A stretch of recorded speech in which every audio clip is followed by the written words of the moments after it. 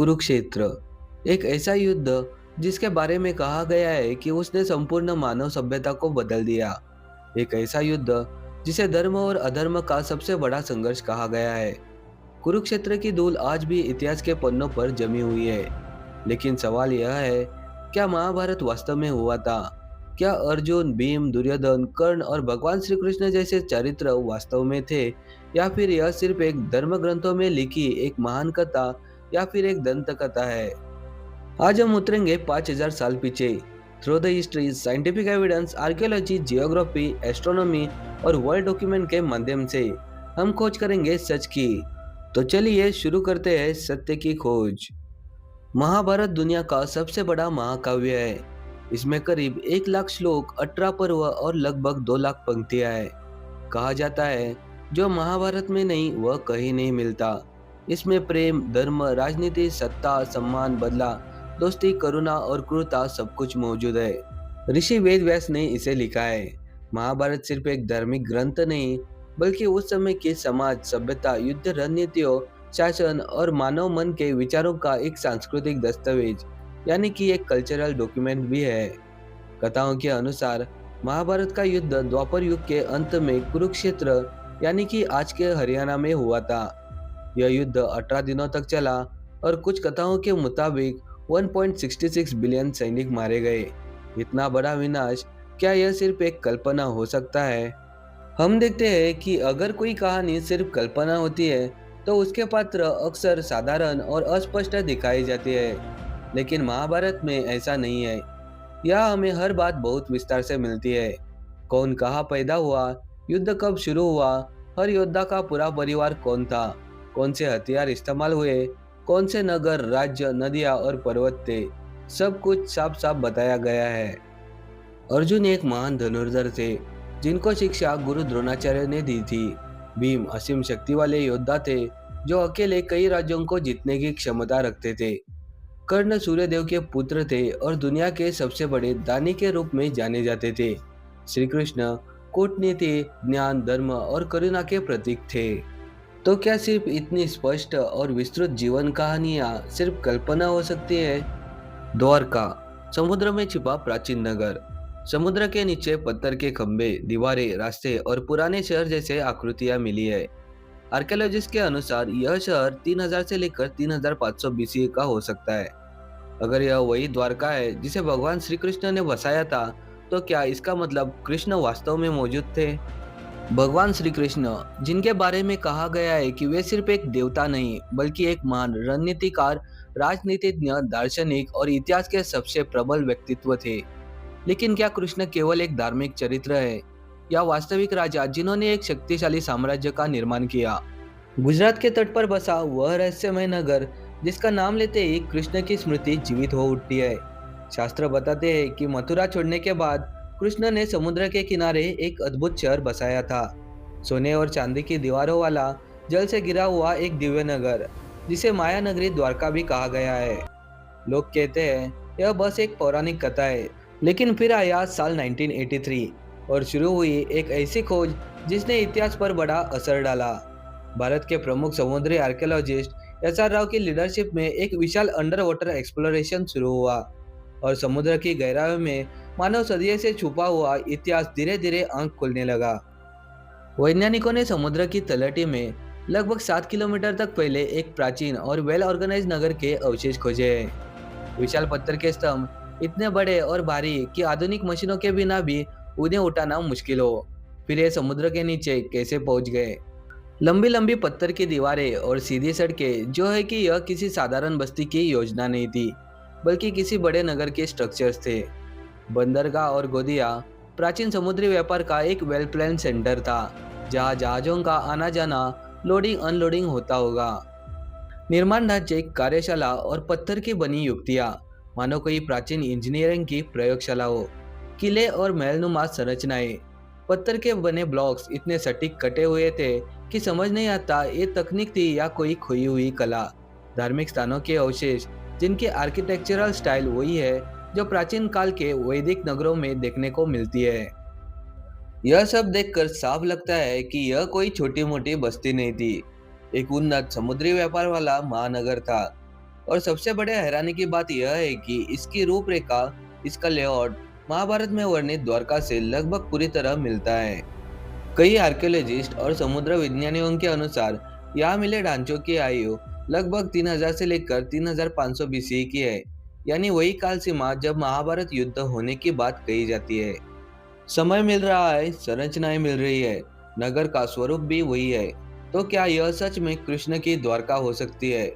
लेकिन सबसे बड़ा प्रश्न यही है, यदि कृष्ण सिर्फ एक पौराणिक कथा के पात्र थे, तो उनके शहर का यह विशाल वेल ऑर्गेनाइज अवशेष यानी कि रिमेन्स समुद्र के नीचे कैसे पहुंच गया? कई शोधकर्ता कहते हैं हमने सदियों तक इतिहास को कहानी समझ लिया, लेकिन शायद कहानी ही असल इतिहास था। आप सभी ने गीता के बारे में सुना ही होगा। यह केवल 700 श्लोकों का ग्रंथ है, लेकिन इसमें जीवन का सबसे गहरा और सच्चा ज्ञान छिपा है। कुरुक्षेत्र के युद्ध की शुरुआत से पहले अर्जुन निराश, कमजोर, मानसिक रूप से टूट चुका था। उसे लगा रिश्तेदारों को मारकर विजय कैसी, और तब कृष्ण ने वह ज्ञान दिया जो आज विश्व के 100 से अधिक देशों में पढ़ाया जाता है।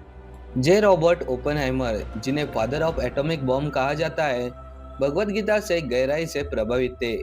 गीता को उसके मूल रूप में समझने के लिए उन्होंने संस्कृत भाषा सीखी और इसे विश्व के सबसे महान दार्शनिक ग्रंथों में से एक माना।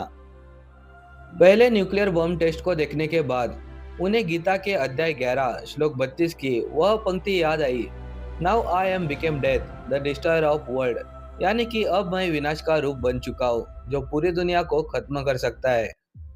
उन्होंने परमाणु बम की भयानक शक्ति को उसी विराट रूप से जोड़ा जिसमें भगवान श्री कृष्ण युद्ध भूमि में अर्जुन को अपना दिव्य स्वरूप दिखाते हैं। गीता की सीख खासकर अपना कर्तव्य निभाना और फल की चिंता किए बिना काम करना ओपेनहाइमर को अपने काम को समझने और मनाने में मदद करती रही। उनके लिए यह उस समय की जरूरत थी, भले ही इसके नतीजे बहुत डरावने और बहुत दूर तक असर डालने वाले हो। क्या कोई काल्पनिक युद्ध इतनी गहराई, मजबूत और वैज्ञानिक सोच वाली किताब को जन्म दे सकता है? अगर कोई कहे कि महाभारत सिर्फ कल्पना है, तो फिर यह कहना पड़ेगा यह मानव इतिहास की सबसे समझदार और सबसे वैज्ञानिक कल्पना है। गीता सिर्फ पूजा की किताब नहीं है। आज दुनिया इसे पढ़ती है क्योंकि इसमें बहुत कुछ बताया गया है, जैसे कि मैनेजमेंट, कैसे सही निर्णय ले, साइकोलॉजी, मन को कैसे समझे और काबू में रखे, सेल्फ कंट्रोल, मुश्किल समय में खुद को कैसे संभाले, लीडरशिप, एक सच्चा नेता कैसे बने, डिप्रेशन एंड इमोशंस, तनाव, डर और अवसाद से कैसे बाहर आए, स्ट्रेटजी एंड धर्मा, कब लड़ना है और कब रुकना है। ऐसे ही बहुत कुछ हमें गीता से सीखने को मिलता है। यही कारण है हार्वर्ड, एमआईटी और कैम्ब्रिज जैसे विश्वविद्यालयों में भी गीता पढ़ाई जाती है। अब जरा सोचिए, क्या कोई काल्पनिक युद्ध की किताब आधुनिक विज्ञान, प्रबंध और मनोविज्ञान में इतनी उपयोग हो सकती है? हो सकता है इतिहास से सच को दबाने की कोशिश की गई हो, लेकिन सच की एक ही आदत होती है, वह बार बार लौट कर सामने आता है। चलिए जान लेते हैं क्यों कुछ लोग महाभारत को सिर्फ मिथ मानते हैं। हर ऐतिहासिक दावा तभी मजबूत होता है जब उस पर सवाल उठाए जाते हैं। आज हम आस्था नहीं, तर्क और लॉजिक के साथ महाभारत पर उठाए गए विरोधी सवालों को समझेंगे। आलोचक कहते हैं 5000 साल पहले दुनिया की कुल जनसंख्या ही इतनी नहीं थी, तो फिर 1.66 अरब मौतों का दावा कैसे सही हो सकता है? इतिहासकारों का मानना है कि प्राचीन ग्रंथों में संख्याएं हमेशा लिटरल नहीं होती, वे अक्सर स्केल और इम्पैक्ट दिखाने के लिए होती है। संभव है कि यह संख्या कई राज्यों, कई युद्धों और कई वर्षों के नुकसान का कुल योग होगा। मतलब साफ है, संख्या पर सवाल उठाया जा सकता है, लेकिन युद्ध कितना भयानक और विनाशकारी था, इस सच्चाई को नकारा नहीं जा सकता। कुछ आलोचक कहते हैं कि दिव्यास्त्र और ब्रह्मास्त्र सिर्फ कल्पना है। इतने शक्तिशाली हथियार उस समय संभव नहीं थे, इसलिए ये सब काल्पनिक कथाएं हैं। लेकिन ध्यान देने वाली बात यह है, जब महाभारत में ब्रह्मास्त्र का वर्णन आता है, तो उसमें बताया गया है अत्यधिक तेज प्रकाश, आंखों को जला देने वाली चमक, मानव शरीर पर गंभीर प्रभाव और युद्ध के बाद भूमि का लंबे समय तक अनुपयोग होना। ये सारे प्रभाव आधुनिक परमाणु विस्फोटों से काफी हद तक मिलते जुलते हैं। इसका अर्थ यह नहीं कि उस युग में न्यूक्लियर बम थे, लेकिन यह जरूर दिखाता है कि लेखकों ने किसी अत्यंत विनाशकारी हथियार को अपनी भाषा में समझाया है। कुछ आलोचक कहते हैं कृष्ण को भगवान बनाना सांस्कृतिक परंपरा थी। कहा जाता है पुराने समय में महान राजाओं और नायकों को देवता का रूप दे दिया जाता था। अगर यह सच है तो सवाल उठता है, क्यों सिर्फ भगवान कृष्ण ही? क्यों उनकी शिक्षाएं आज भी पढ़ाई जाती है? क्यों गीता युद्ध की किताब होते हुए भी दर्शन की सबसे बड़ी ग्रंथों में से गिनी जाती है? क्यों उनकी सोच भारत के बाहर भी प्रभाव डालती रही? इतिहास में कई महान राजाएं हुए, लेकिन सब देवता नहीं बने। खुदाई में मिले अवशेष यह सीधे सीधे साबित नहीं करते कि महाभारत वास्तव में हुआ था। वैज्ञानिक रूप से यह बात सही है, पुरातत्व पूर्ण और अंतिम प्रमाण नहीं देता। लेकिन यह भी सच है कि द्वारका जैसा समुद्र में डूबा नगर, हस्तिनापुर में मिली बाढ़ के प्रमाण, कुरुक्षेत्र का भूगोल, ये सभी महाभारत में दिए गए विवरणों से काफी हद तक मेल खाते हैं। जब ग्रंथ, भूगोल और पुरातत्व तीनों एक ही दिशा में संकेत दे, तो उन्हें पूरी तरह से नजरअंदाज करना भी अवैज्ञानिक हो सकता है। तो निष्कर्ष साफ है, महाभारत को आंख बंद करके इतिहास मानना या पूरी तरह मिथ करना, दोनों ही अतिवाद है। सही रास्ता है सवाल करना, प्रमाण देखना और निष्कर्ष खुद ही निकालना। तो चलिए अब हम आस्था को एक पल के लिए अलग रखकर सिर्फ तथ्यों और तर्क के आधार पर बात करते हैं। द्वारका और हस्तिनापुर, यहाँ से असली अवशेष मिले हैं। शहर, दीवारें, बस्तियां और बाढ़ के निशान भी। ग्रह नक्षत्रों के वर्णन से युद्ध की संभवित तारीखें निकलती है। ग्रीक इतिहासकार जैसे मेगास्थनीज भारत के सबसे बड़े युद्ध का उल्लेख करते हैं। कुरुक्षेत्र, हस्तिनापुर, द्वारका, ये सभी स्थान आज भी मौजूद है। 1 लाख से ज्यादा श्लोक, हजारों पात्र, जगह और घटनाएं, इतना विवरण सिर्फ कल्पना में आसान नहीं होता। गीता जैसे विचार आज भी जीवन, नेतृत्व और निर्णय लेना सिखाते हैं। इतने संकेतों के बाद भी कुछ लोग महाभारत को मिथ क्यों कहते हैं? क्योंकि कई बार सत्य समय के साथ धुंधला पड़ जाता है और पुराने इतिहास को स्वीकार करना हर किसी के लिए आसान नहीं होता। अगर महाभारत सिर्फ एक कहानी होती, तो क्या वह हजारों साल तक करोड़ों लोगों की सोच और जीवन को बदल पाती? और अगर वह सच में हुई थी, तो शायद वह सच है जिसे समय के साथ भुला दिया गया। शायद सच्चाई इन दोनों के बीच है, एक वास्तविक घटना जिसे समय, आस्था और कथाओं ने धीरे धीरे एक दंत कथा का रूप दे दिया है। धर्म की जीत हमेशा होती है और जो इतिहास सत्य होता है वह लौट कर आता है। जय श्री कृष्ण।